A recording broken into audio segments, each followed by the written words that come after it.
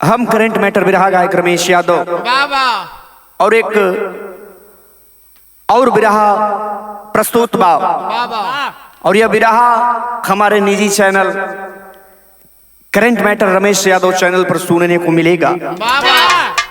बिरहा तो आप लोग बहुत सुनीला, लेकिन यहू बिरहा के दिल दिमाग लगा के आप लोग सुनब कि आखिर कलयुग में कैसे कैसे लोग हैं।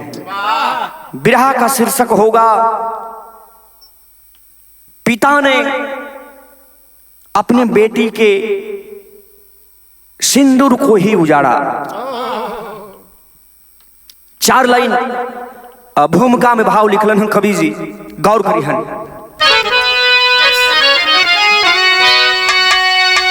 प्यार का धर्म जाति बता दे कोई, जिसका होता हृदय से ही उद्गार है। प्यार पावन है, पावक हंसी तल भी है, विमल और सरल एक निछल प्यार है। प्रेम सौगात में खुद खुदा ने दिया, प्यार ही सारे रिश्ते का आधार है। प्यार में हार जाता है जीवन, कोई मांगता जिसको देता न संसार है।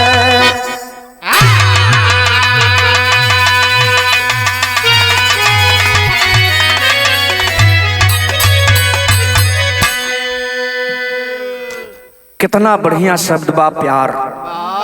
प्यार कई कोनो गुनाह नहीं बा, लेकिन जे जैसे भी सच्चा प्यार करे तो कर साथ निभावे का काम करे। प्यार के लोग कलंकित मत करा। बिरहा के अंदर एक लाइन गजल का अंदाज लगल मास्टर।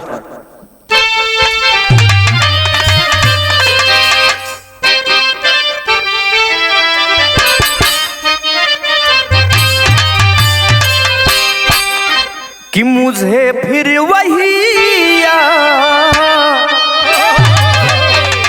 कि मुझे फिर वही याद आने लगे हैं।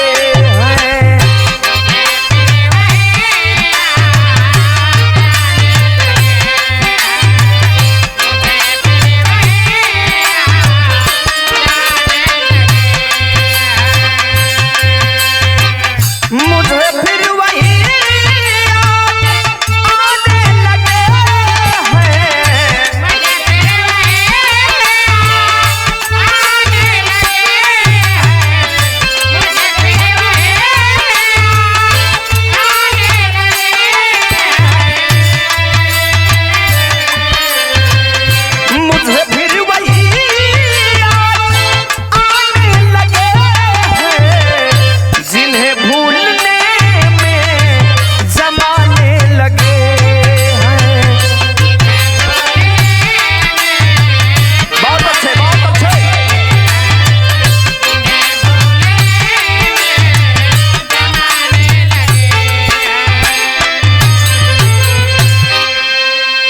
लेकिन प्यार मोहब्बत का होला। कवि जी भाव लिखलन है।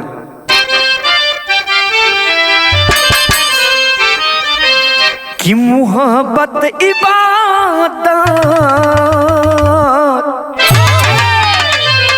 कि मोहब्बत इबादत है सबने जाना।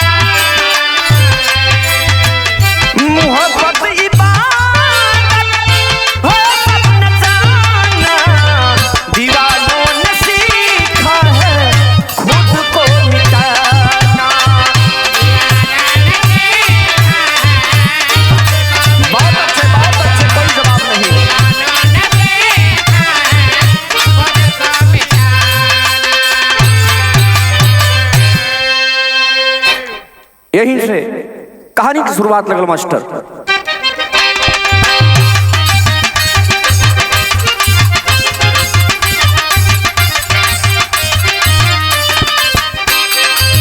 प्यार उपहार है प्रभु ने जो सौगात दिया, प्यार का सच्चा राही जीवन भर जो साथ दिया।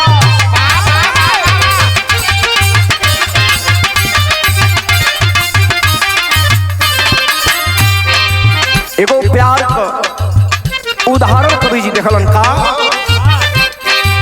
हीर रांझा लैला मजनू का इजहार बड़ा, दिखाए थे जमाने को होता है प्यार बड़ा।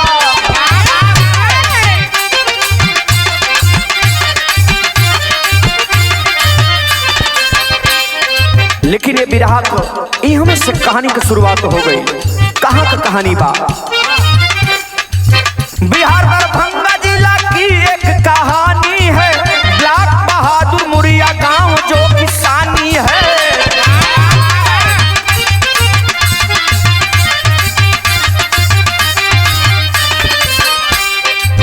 राहुल कुमार जो पढ़ाई में जिसका नाम रहा, तर्राक था मिला उचित मुकाम रहा।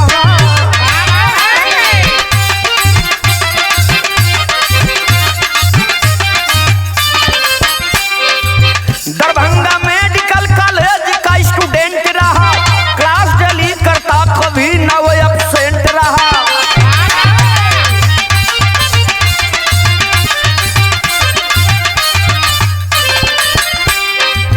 तनु एक लड़की भी राहुल दिल से प्यार किया, तनु एक लड़की थी राहुल दिल से प्यार किया, प्यार करती हूँ तुमसे सामने इजहार किया।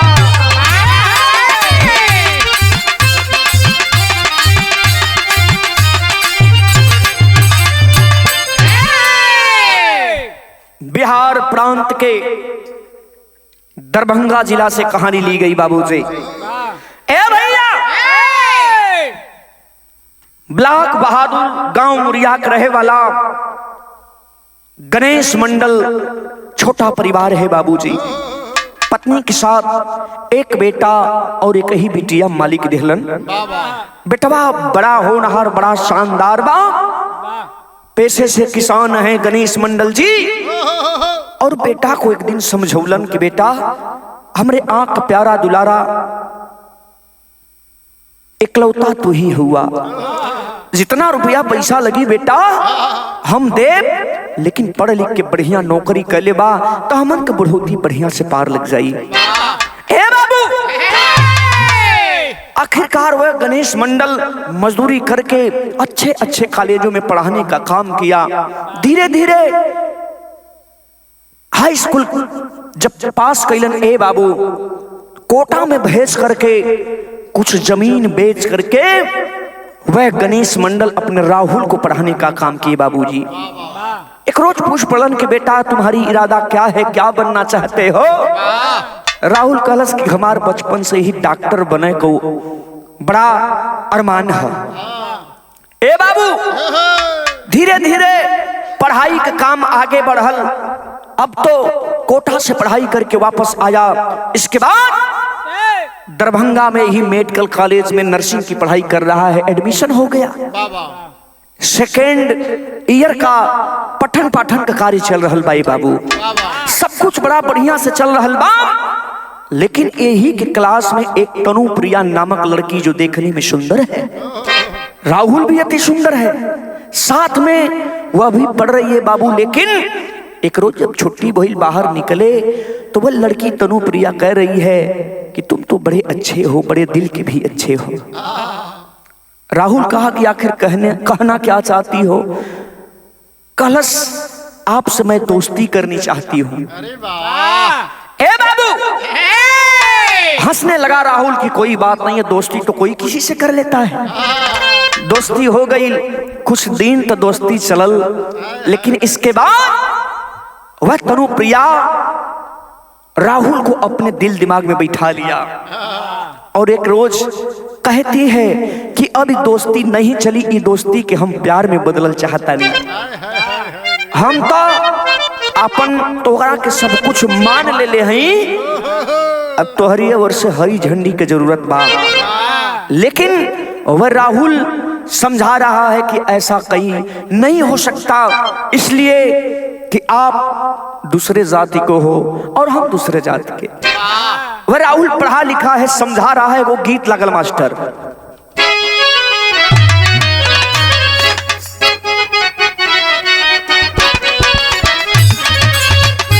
कोनो मेहरारू कई दुख बा, अपना मर्दे से कहत बा कि हम तोहार सुख कबो नहीं जनली। कहे का बाली नहीं हार के हलाली नहीं हार के,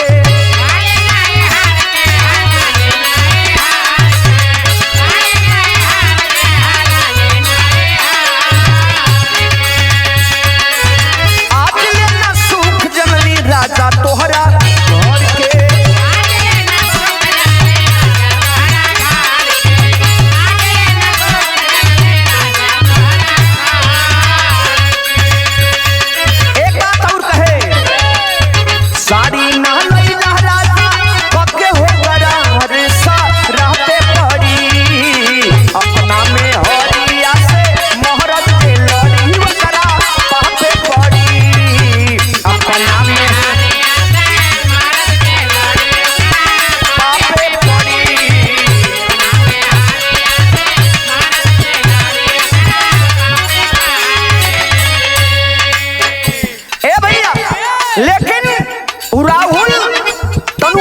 समझा रहल बा कि जितना चलता उतना चलेगा, आगे बात बढ़ावे की कोशिश मत करा।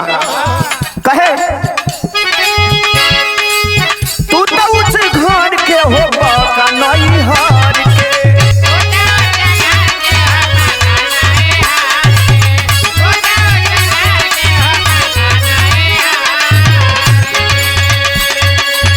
काहे घोड़ा तारू अपना जीवन में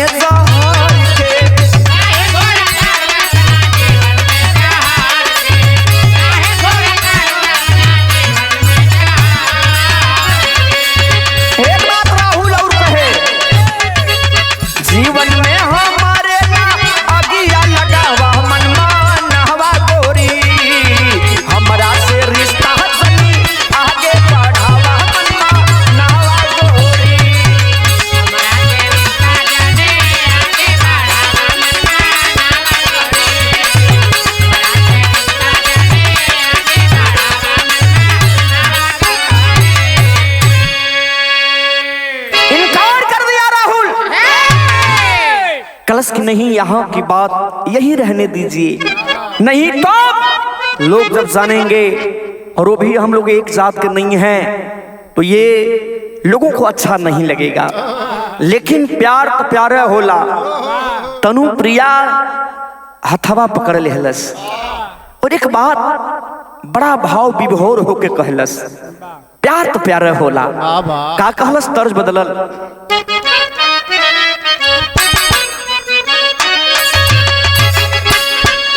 कि ए गोटेदार लहंगा निकलूं जब डाल के,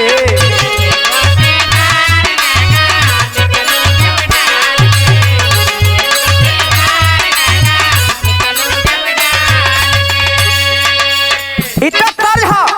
लेकिन वह तनु प्रिया प्यार में पागल हो चलल बा। कहे का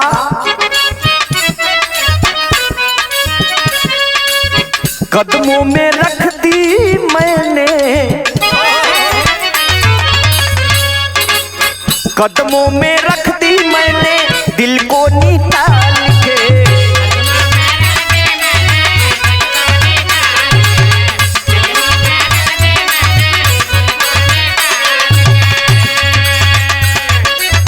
कदमों में रख दी मैंने दिल को निकाल के। एक बात और सुन लेना राहुल, झूठा ना समझो बाबू, रखना संभाल के।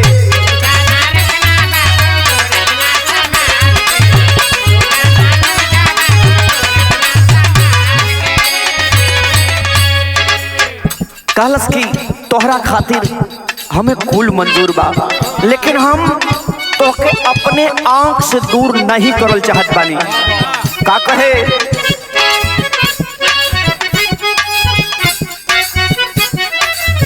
लख लख वारी जाऊं तुझ पे बलिहारी जाऊं,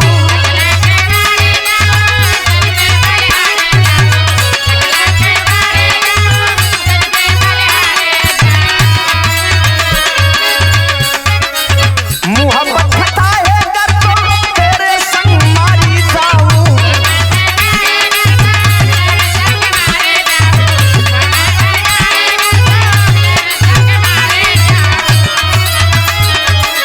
और क्या कहे बचना मुश्किल है लेकिन अब मेरे जान से,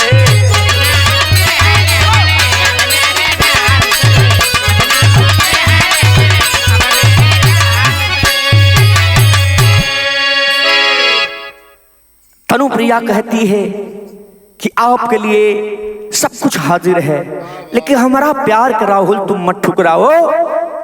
अब बुझ गई कि बुझा था कि सच्चा प्यार कैले है। तब कह रहा है, हंसने लगा राहुल और दोनों हाथ मिलाए और राहुल कहता है कि अरे पगली, तुम जितना मुझसे प्यार करती हो ना, कहीं मैं तुमसे ज्यादा तुमसे प्यार करता हूँ। वहीं से प्यार का कहानी की शुरुआत हो गई। धीरे धीरे पूरे विद्यालय में तनुप्रिया और राहुल के प्यार का चर्चा चारों ओर होखे लागल। कहे से कि ई चीज छिपे ला नहीं। तो यहाँ एक लाइन तर्ज लागल मास्टर,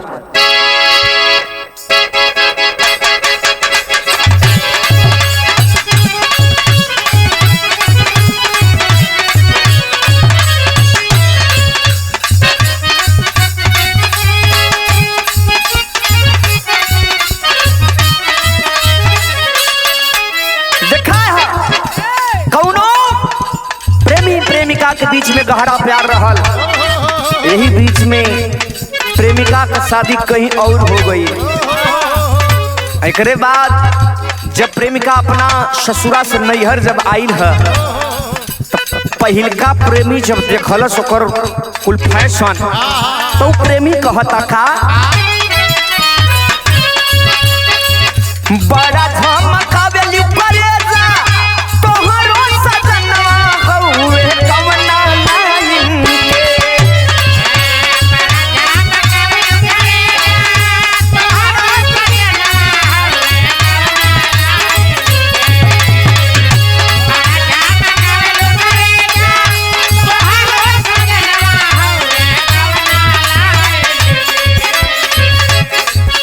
बड़ा धमकावेलू करेजा तोहरो सजनवा हउए कवना लाइन के। रोज रोज घूमेलू बहजरिया, रोज रोज घूमेलू बहजरिया करके नया डिजाइन के। रोज रोज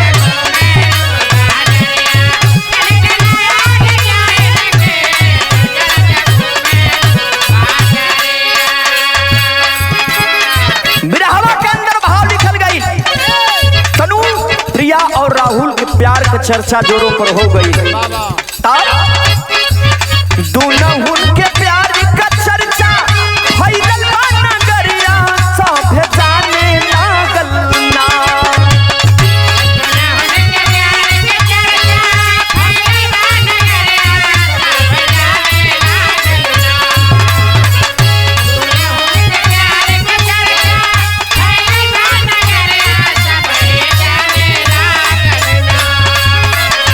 दोनों के प्यार का चर्चा फैलल बा नगरिया, सभे जाने लागल ना।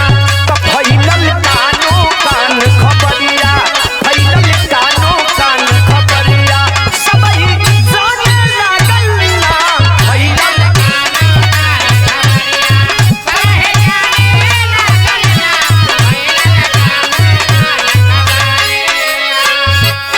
अब धीरे धीरे इन्हन के प्यार के बारे में परिवार के लोग भी जाने लगलन। दोनों परिवार के लोग समझावे के कोशिश करत हुवन, लेकिन का भई राहुल तनुप्रिया के चर्चा होले चारों ओर हो।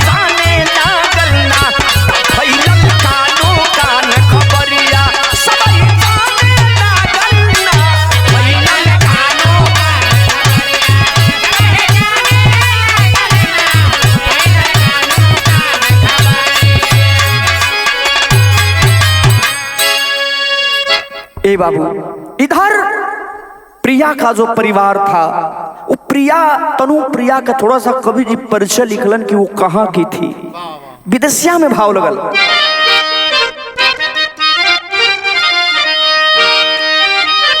कि तनु प्रिया मधुबानी जिला का निवासी रहली, पिता ब्रह्म शंकर झा का प्यारी बेटी निया,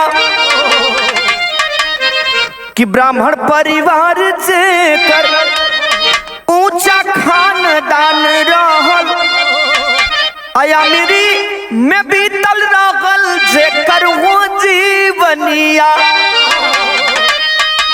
ए बाबू, मधुबनी जिला जो बिहार में पड़ता है, वहीं के बड़े सम्मानित, बड़े धन दौलत वाले प्रेम शंकर पांडे ब्राह्मण परिवार से बाबूजी, उन्हीं की बिटिया तनु प्रिया।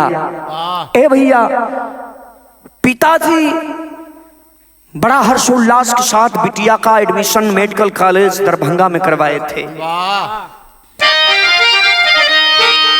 कि डॉक्टरी पढ़ाई खातिर दरभंगा आइल रहली, प्यारा दिलहार आज बैठल बाबुनिया, दोनों सहपाठी रहल दरभंगा मेडिकल कॉलेज, जिंदगी में आइल एगो नई परेशानिया।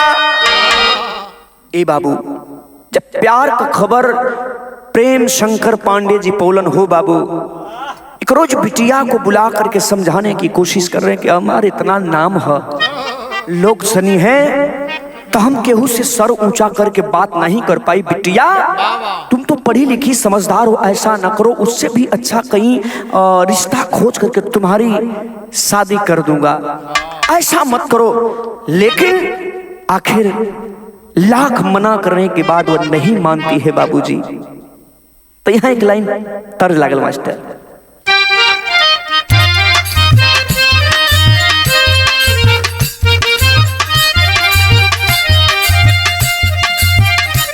वह तर्ज है,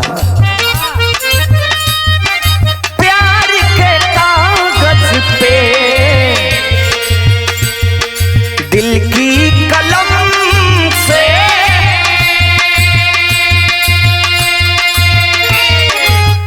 पहली बार सलाम लिखा, पहली बार सलाम लिखा, मैंने खत महबूब के नाम लिखा,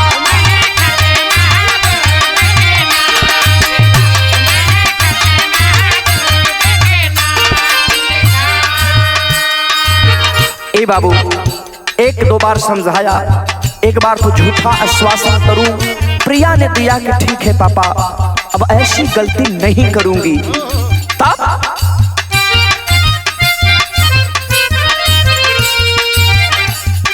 बाप ने बेटी को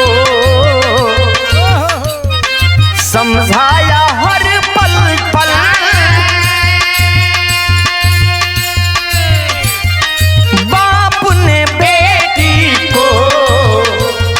समझाया हर पल, कर बैठी हो काम बुरा, कर बैठी हो काम बुरा, इसका होगा अंजाम बुरा।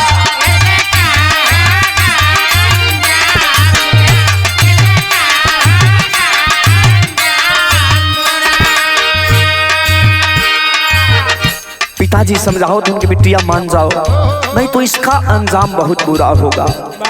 काहे कि हमार मर्यादा पर ठेस अगर लगी तो हम कुछ करे पे उतारू हो जाई। ऊंची मेरी मर्यादा, हम है बड़े खानदानी,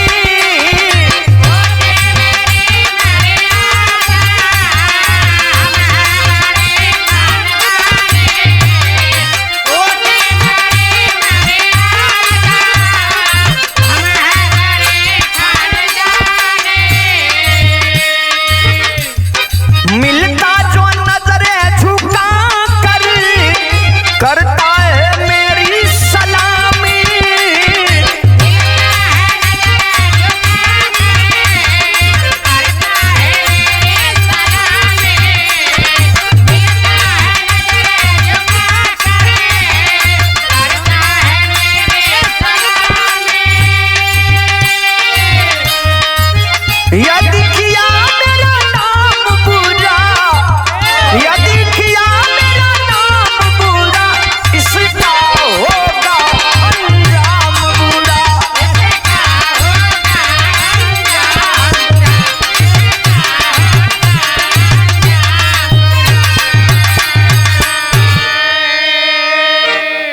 ए बाबू, एक रोज वह तनुप्रिया लाइव आकर के मीडिया वालों से कह रही थी कि हमको पिताजी ने मना किया, जब हम नहीं माने तो एक बार हमको रूम में बंद करके और बेल से हमारी बहुत पिटाई किया उन्होंने, लेकिन हम तो सच्चा प्यार किए थे राहुल से। एक बार वह तनुप्रिया अब सोच गई कि पिताजी के नहीं मंजूर बा तो मतारी से जाए के और अपने कह रहल बा। का कहे मास्टर, तज बदल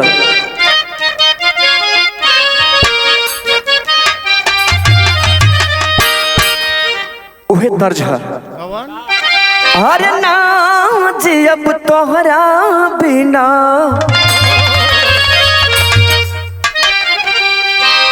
कि नाज अब तोहरा बिना आज बुझाइल हो।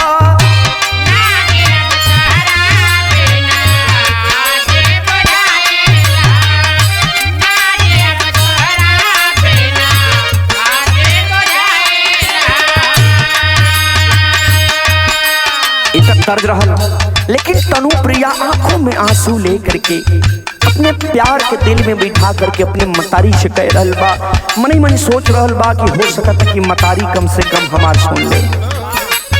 कहे रो के दिल का बात बेटी,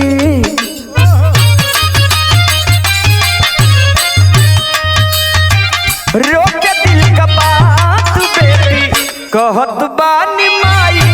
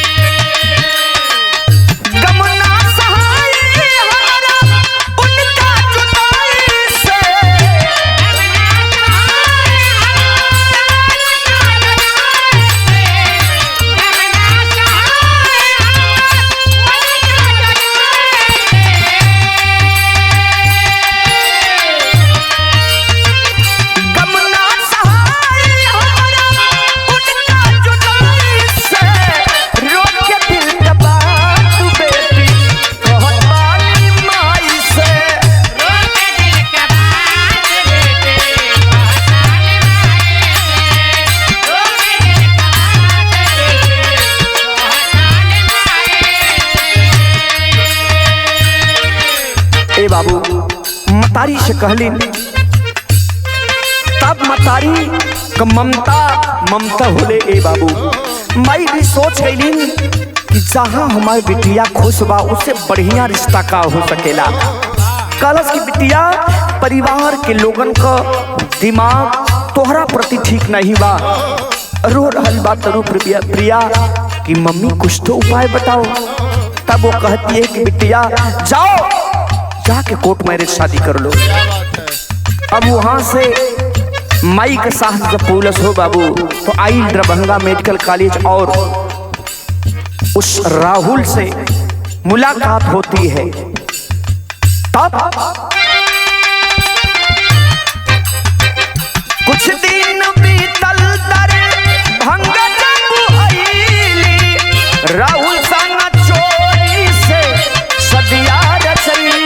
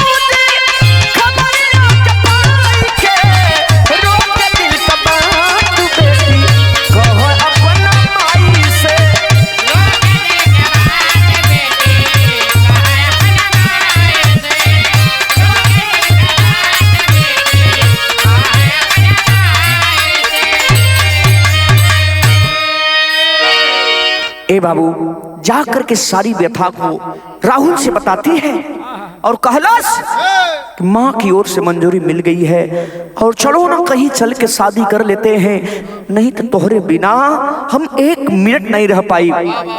ए बाबू, दोनों में गहरा प्यार रहल। आखिर उसके प्यार के दर्द को है समझा राहुल और जा करके बाबूजी कोर्ट में दोनों शादी कर लिए, सब कागज पत्र बनवा लिए। राहुल के परिवार वालों को कोई दिक्कत नहीं है।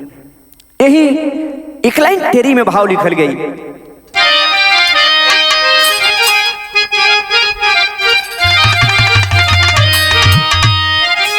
अरे मोहब्बत जिंदाबाद हो गया, अरे मोहब्बत जिंदाबाद हो गया, तोड़कर जात का बंधन प्रेमी हुए आजाद, अरे हो आजाद, अरे आजाद। तोड़कर जात का बंधन प्रेमी हुए आजाद, मोहब्बत जिंदाबाद हो गया। आज के जमाने में चलता जाति विशेष पर लोग बहुत अब ध्यान नहीं देते, जेकर जहां पसंद हो जाता लोग आपस में मिलाप लोग कर लेता। ए भैया, लेकिन ये खबर प्रेम शंकर पांडे के जब लगल, ए बाबू, उन्होंने जाकर के स्कूल में मेडिकल कॉलेज के प्रिंसिपल गुड़िया देवी से कहता है, इस विद्यालय से, मेडिकल कॉलेज से तनुप्रिया का नाम काट के बाहर कर देना है।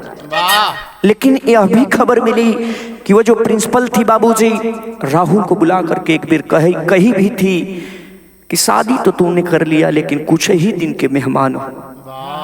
लेकिन राहुल ने इस बात पर ध्यान नहीं दिया। लेकिन यह प्रेम शंकर पांडे जो था तभी से और योजना बना रहा था। और एक दिन की बात है बाबूजी कि वह 5 अगस्त 2025 को बिल्कुल योजना बना करके और उसी विद्यालय पर ही पहुंचा है। अब तो छुट्टी होने वाली है, तो हम कवि जी पहपट में भाव लिखला,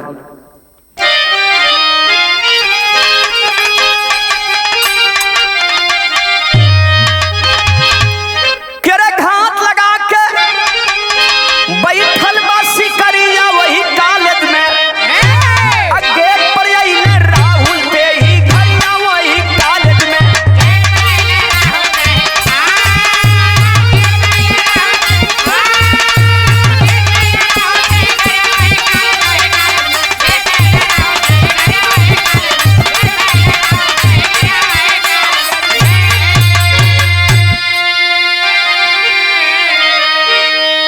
ए बाबू, गेट पर बिल्कुल हथियार लेकर के और वहीं खड़ा है। जैसे छुट्टी भइल, आगे आगे राहुल, पीछे से तनुप्रिया आ रही है। और जब अपने पिताजी को देखती है तो कहती है कि राहुल रुक जा, कुछ हमें गड़बड़ बुझाता। लेकिन जैसे अपने बुलेट के पास में वो पहुंचा राहुल, तब तक यह भी पहुंचा प्रेम शंकर पांडे और कह रहा है किसकी बुलेट है? कहा कि हमारी है। इतने में कुछ बात विवाद बढ़ल। ए बाबू, इसके बाद निकाल करके हथियार और कैलस का निकाल के पिस्टल सीने ऊपर गोली दिया चलाई हो, दौड़ कर तन्नू राहुल को तब गोदिया में उठाई हो, दूसरी गोली मारा अत्याचारिया वही कॉलेज में, छात्र छात्रा छूटल भारी मीडिया वही कॉलेज में।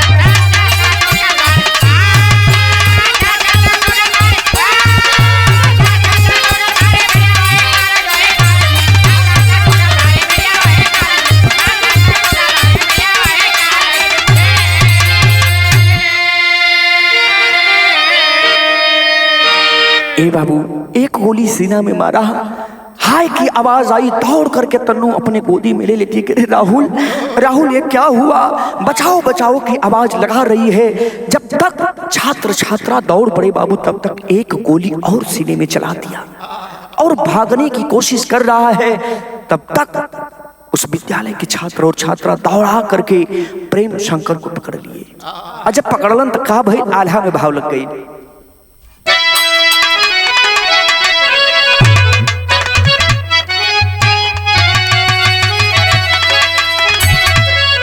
कि कॉलेज का छात्र सब उनके दैले हला भैया,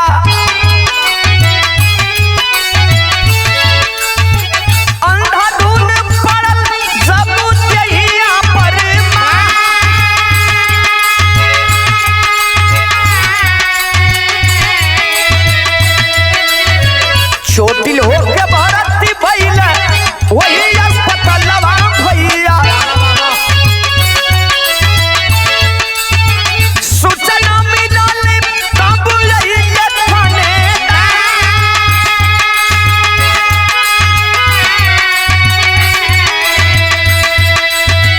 ए बाबू, छात्र छात्राओं के अंदर इतना भारी आक्रोश पैदा हुआ। एक तरफ लहलुहान उस राहुल को देख करके लोग, छात्र छात्रा जाकर के दौड़ा करके प्रेम शंकर को पकड़ लिए बाबूजी, और इतनी पिटाई हुई उनकी कि हालत बिगड़ने लगी। उसकी मेडिकल कॉलेज में भर्ती किया गया, लेकिन इधर राहुल को भी हॉस्पिटल में ले जाया गया बाबूजी। लेकिन डॉक्टर साहब जब देखे बाबूजी तो नम आंखों से उन्होंने कहा कि राहुल इस दुनिया में नहीं रहा। सच्चा प्यार की थी बाबूजी वह तनुप्रिया, और रोने लगी। लेकिन इधर प्रेम शंकर का भी हालत बिगड़े लगल। बिगड़ल तब से प्रेम शंकर का हालत दिया भैया,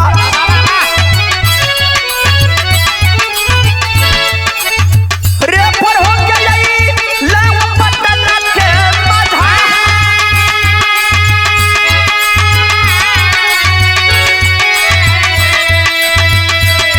ए बाबू, पटना में रेफर होके अइलन, हालत बिगड़े लागल प्रेम शंकर पांडे का।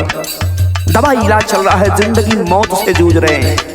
लेकिन इधर तनु का हालत क्या है? तनु प्रिया रूम लेके राहुल का लसिया भैया,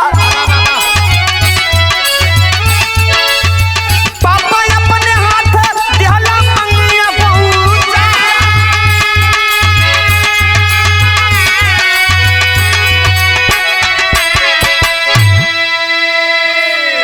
हे बाबू, लाश को गोद में लेकर के रो रही है कि अरे राहुल, तूने जिंदगी भर साथ देने का वादा किया था ना, ये क्या कर दिया तूने? कहाँ चला गया छोड़ करके? आखिर हम किसके सहारे रहूंगी?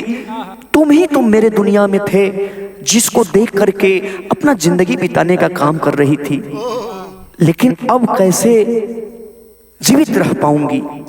ए बाबू, लेकिन इधर थानेदार महोदय भी आए, लाश को उठा करके बाबूजी पोस्टमार्टम हाउस ले जाया गया। इधर राहुल के पिताजी गणेश मंडल को जब खबर लगी, परिवार एक ही बहन है, माता पिता रोते बिलखते पोस्टमार्टम हाउस पर लोग पहुंचल। ए बाबूजी, वहां से लोग पोस्टमार्टम कराने के बाद लाश को लेकर के आए। दरवाजे पर लाश जब आई, ए बाबू, माई बाबू को रो रो के बुरा हाल बा। बाबूजी रो रो के ये कहें कि बेटा जवन दूत मंगला, जहाँ काला बेटा पड़े पदे हम भले मजूरी कैली, खेत बेचली बेटा, लेकिन तोहरा खुशी का दिन कुछ हो तनिको कमी नहीं कैले। लेकिन ए लाल, एक बार इहो तो बता के चल गए होता कि हे बाप को बुढ़ौती कैसे पार लगे। ए बाबू, लेकिन तनु प्रिया भी दहाड़ा मार के रो रहल बा। मीडिया वाले जब पहुंचे बाबूजी, तो लोग जब मुखातिब हुए तो रो रो करके बेहोश हो जाती थी और कहती थी कि हम ऐसे वैसे प्यार करने वालों में से नहीं हूं, हमने सच्चा प्यार किया था और हमें न्याय नहीं मिला, हमारे बाप को फांसी नहीं हुई। तो निश्चित रूप से 4 तारीख आने वाले 4 तारीख को मेरा जन्मदिन है, मैं उस जन्मदिन के दिन ही मैं सुसाइड कर लूंगी। ऐसा नहीं है कि मैं दूसरे के साथ फिर प्यार कर लूंगी, नहीं, मेरा प्यार राहुल से था। शासन प्रशासन से हमारा यही निवेदन है कि हमें न्याय चाहिए, हमारे पिताजी को फांसी चाहिए। ए बाबू, लसिया के जोने समय कफन दे के लोग अदा संस्कार बदी जब चलन हा, मतारी बेटवा के सर पर हाथ रह के रो के आई बात कहली। मास्टर का कहली?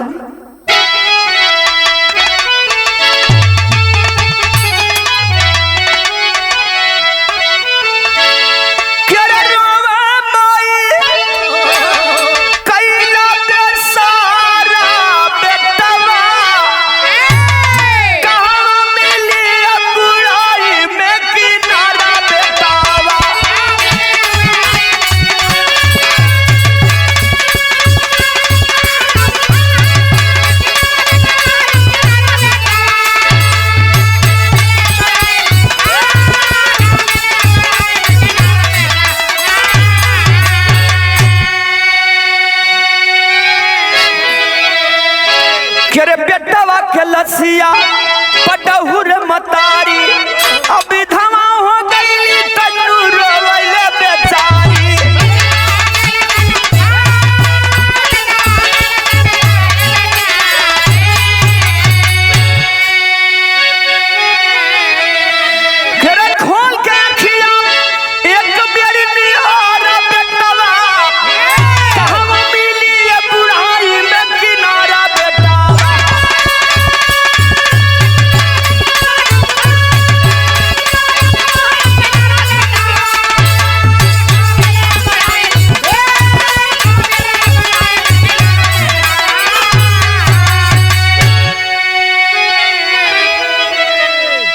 ए बाबू, वही राहुल का नम आंखों से लोगों ने अंतिम विदाई दिया बाबूजी।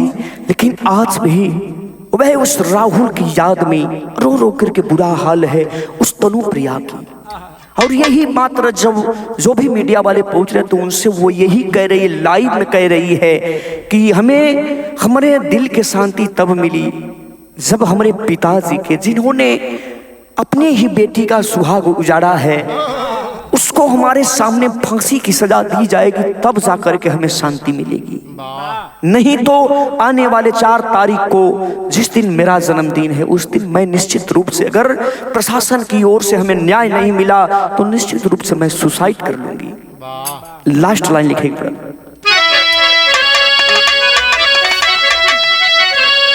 गुरु बिहारी लगन देव की, राम फेर जीव शिवधारी, बाबू राम श्याम लाल मुन्ना, प्रदीप सिंह फुलवारी। अरे